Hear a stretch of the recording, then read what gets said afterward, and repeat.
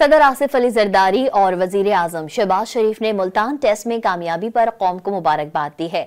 सदर ने उम्मीद जाहिर की कि कौमी टीम अच्छे खेल का तसलसल जारी रखेगी। वजीर आजम ने कामयाबी पर कौमी टीम और टीम मैनेजमेंट को खिराज तहसीन पेश करते हुए कहा कि तमाम खिलाड़ियों खुसूसन साजिद खान ने शानदार खेल पेश किया।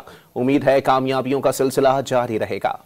सदर आसिफ अली जरदारी और वजीर आजम शहबाज शरीफ ने मुल्तान टेस्ट में कामयाबी पर कौम को मुबारकबाद दी है।